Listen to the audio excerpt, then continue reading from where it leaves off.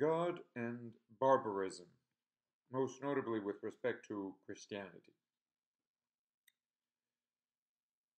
In his Count of Monte Cristo, Alexandre Dumas writes of a certain character, César Spada, and he says that Spada knew the custom of invitations.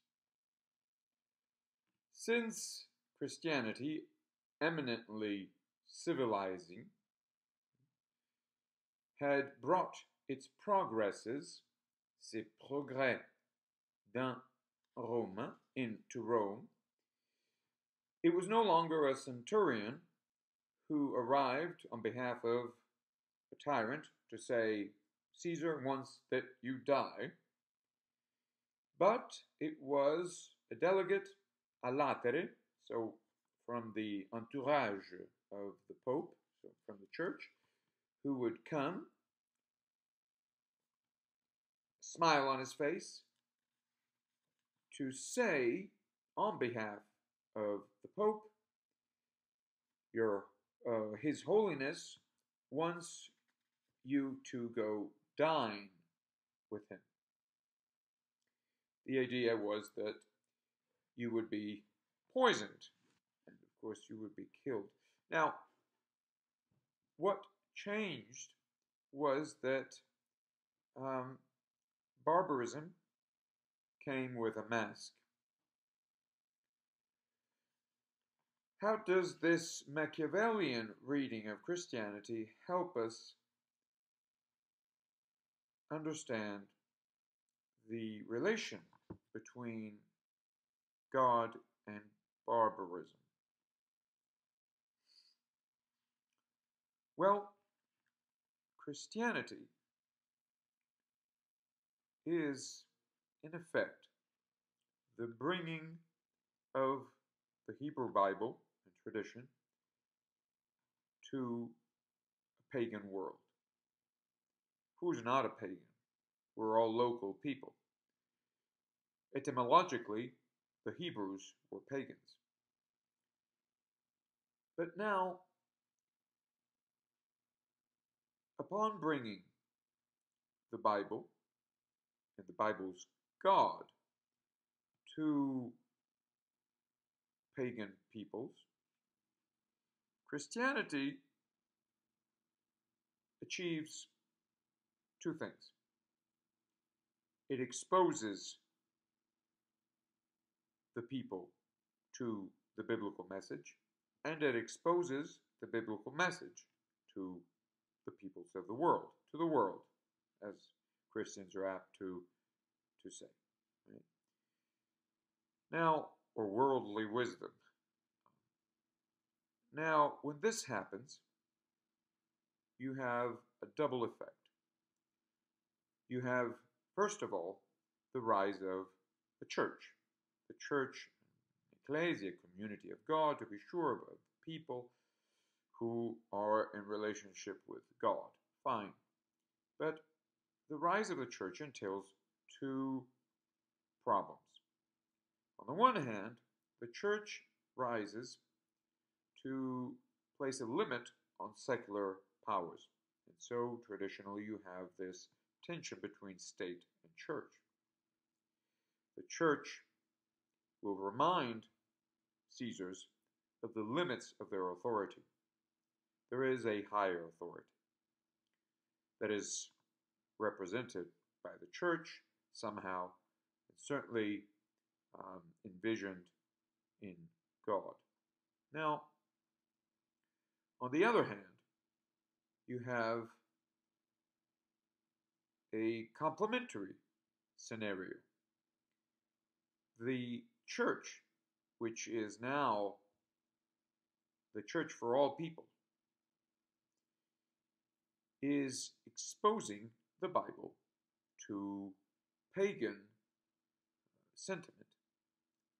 So there is a tendency to use the biblical God, the biblical message, as a mask for barbarism.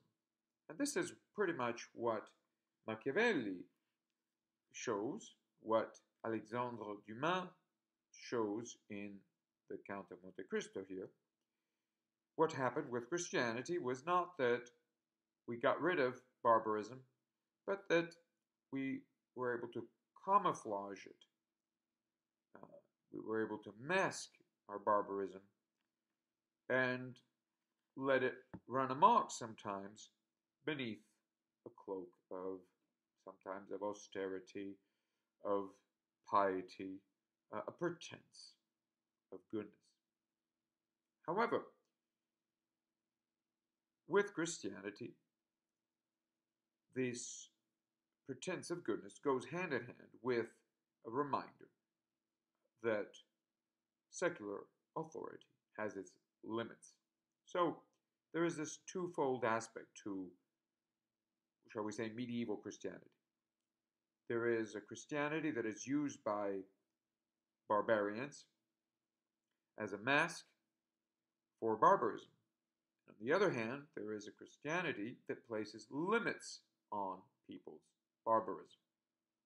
So there's the good and the not so good, the good and the evil, side by side. Now, with modernity, or with Machiavelli, what we have is an attempt to overcome that medieval scenario. How so? Well, by taking advantage of the logic of Christianity to overcome the limits of Christianity, to overcome this tension between good and evil that you have with Christianity. The tension between paganism or barbarism, really, and theological concerns. We have the rise of a new politics, a new understanding of politics, even a scientific, we could say today, and certainly in the wake of Thomas Hobbes, a scientific conception of politics. Scientific handling of this tension between God and barbarians, or barbarism. And what we have here is a strategic use of pretense. Machiavelli certainly does not shy away from pretense, intrigue, plotting, cunning, right? Lying in politics. Absolutely not. He says we should stop pretending the way Christians do. And what does this mean in effect? It means that we can start using Christianity as a whole. Christianity ceases to be this tension, to incarnate this tension between the barbaric and the divine, and becomes no longer a mask in this respect of barbarism. It is rather an instrument of barbarism. But barbarism is no longer managed at this point by Christianity, so it is managed by a new science. The new science, the new way of handling barbarism that Machiavelli introduces, Machiavelli and others, but most notably Machiavelli, and then in his wake the likes of Spinoza. We've had also Descartes to some extent, but less decisively, really. And of course Hobbes and other important prophets of modernity. But now, with Machiavelli, we have the use of Christianity, and then by extension, the use of all religions, so Judaism as well, you name it, to serve a new cause. This new cause involves no longer the moderation of the passions, but the fueling of the passions. So in traditional terms, the fueling of barbarism. Religion is no longer there to put limits on barbarism, but to fuel it, to help fuel it at any rate. Now, once the barbaric passions are fueled, they beg for a scientific guidance, control by a certain machine that is established by modern reason.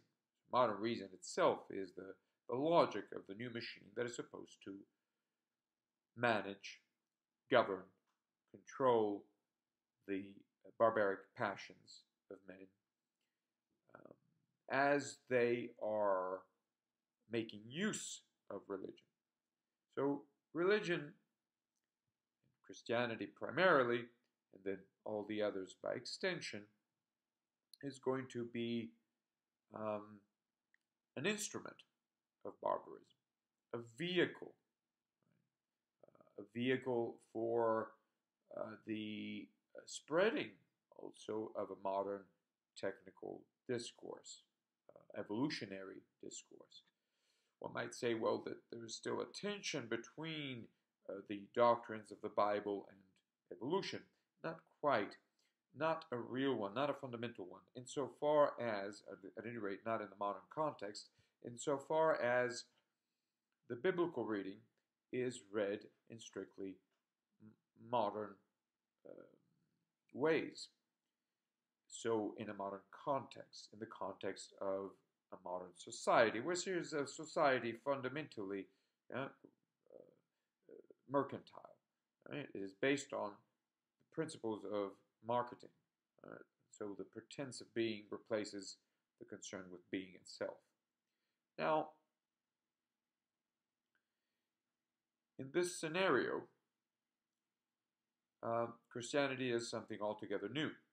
All religions have been transformed in a radical way, displaced, uprooted. They are no longer keeping in check barbarism. They're being used by barbarians no longer to hide merely their barbarism, but to promote the barbarism. So religion is a justification for barbarism. We don't readily understand this if we are used to this scenario with taking it for granted. We don't readily see what is really at hand here. We need to reflect on the problem, raise the question, but it's very difficult for modern man to do this.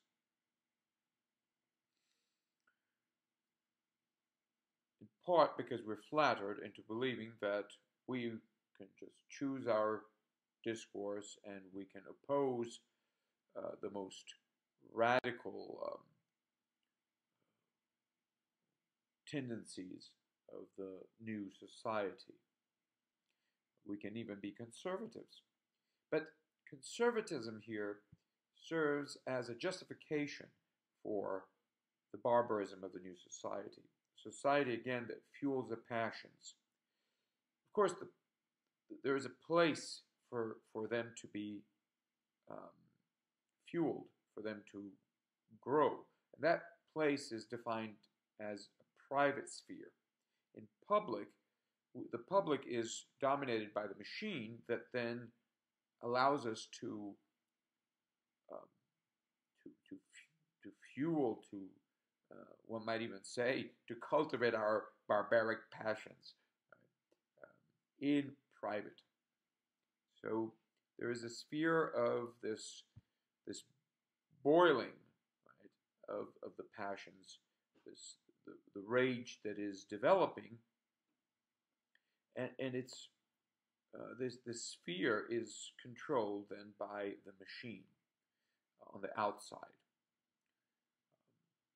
So in this case, you say, well, but religion is still something we turn to in protest against barbarism. Well, um, this is not altogether the case, insofar as the the religion that we turn to in this case is at best, um, a signpost for the regime that we abide by. I mean, unless we are responding to technocracy and the element of reflection, so going through a properly philosophical education that allows us to see through all of these problems, uh, we are left with, as very conservative people, uncompromising people, we're left with being, in effect, terrorists, fundamentalists who will object violently, oppose violently, object to the authority of the technological society.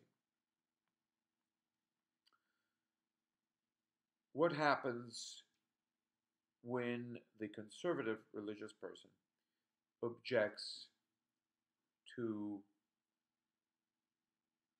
corruption, to violence, to barbarism?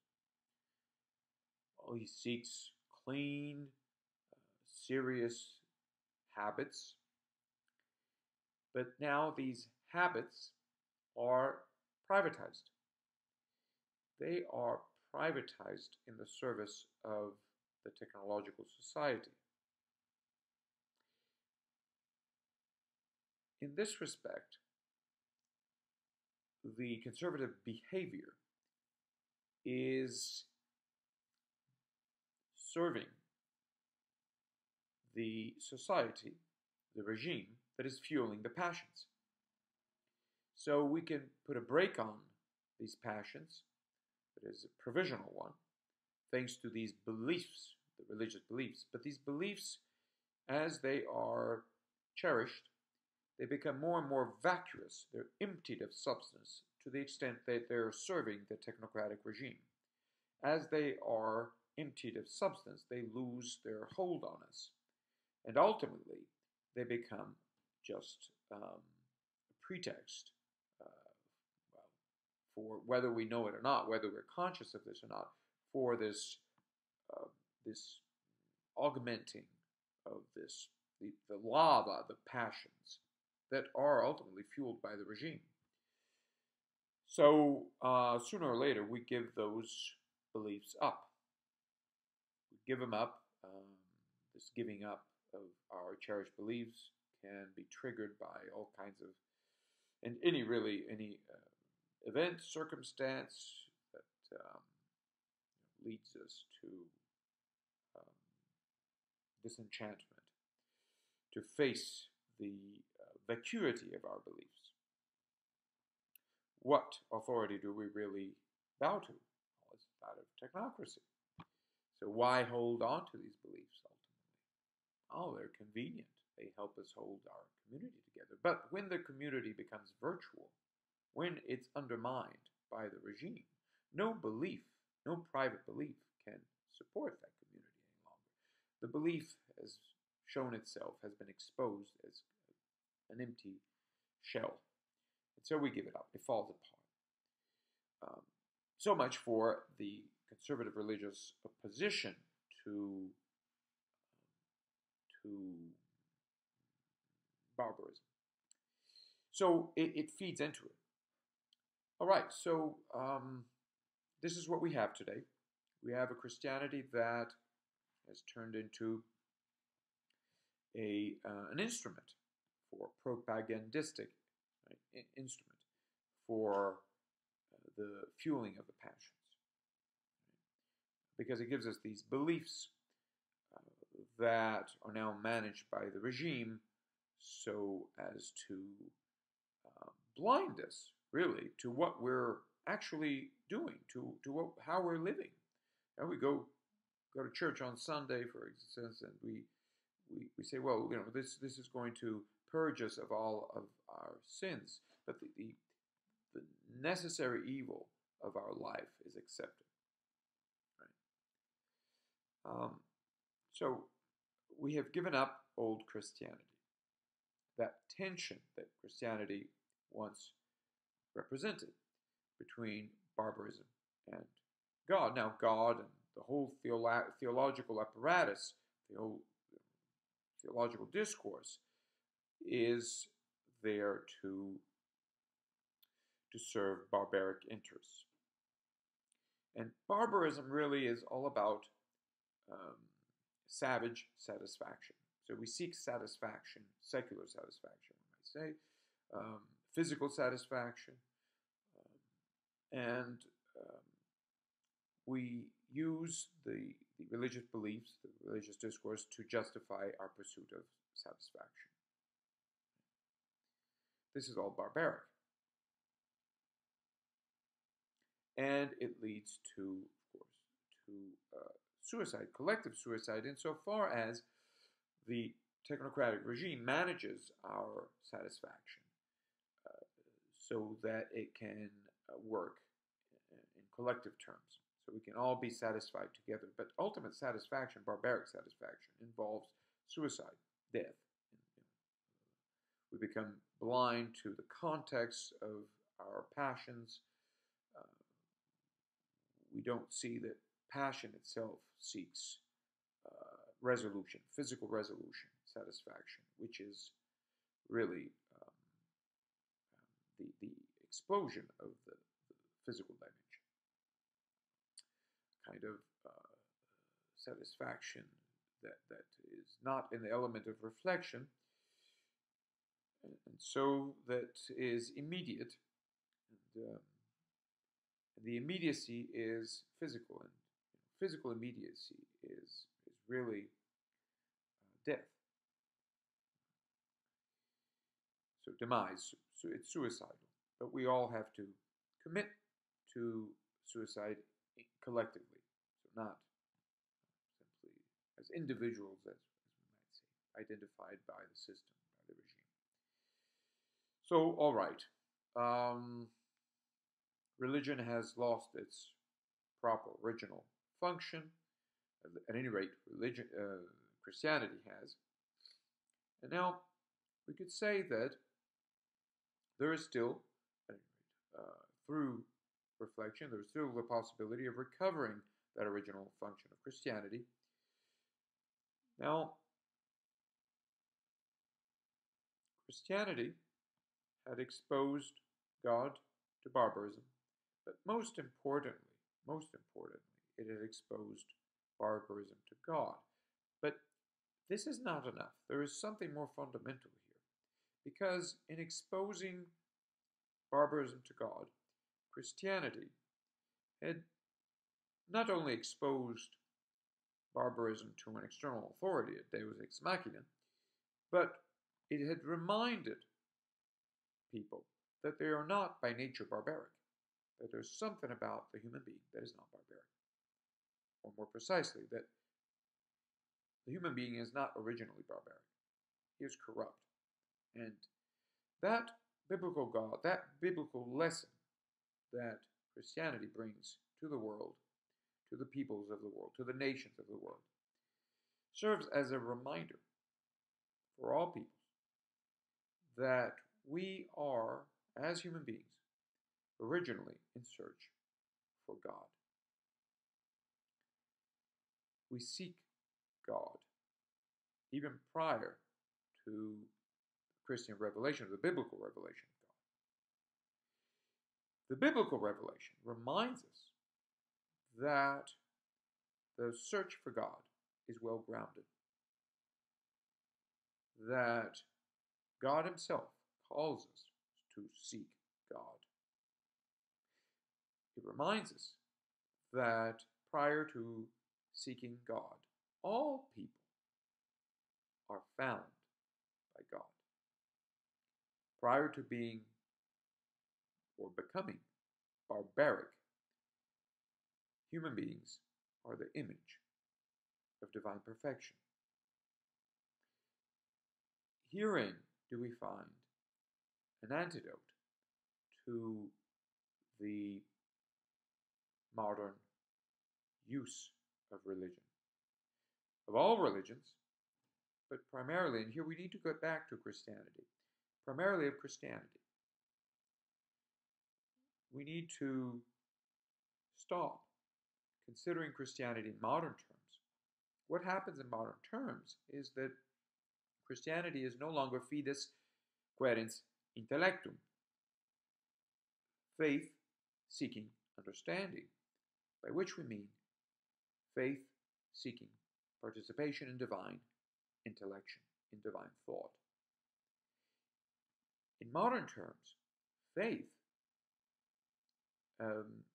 is beyond understanding. And what we seek is a modern scientific understanding of things, or rather learning, that stops where faith begins. Now, this is a complete subversion of Christianity, of the original message of Christianity, what it stood for, what it was all about. So, if we could only recover this trust that the human being as such partakes in divine intellection, so we could say in the mind of the universe, through reflection, in the element of reflection, then we can cultivate the strength that is necessary for us to overcome the compulsions of the modern world, the compulsions of the technocratic regime. And all of the doctrines, so the whole ideological apparatus that technocracy involves.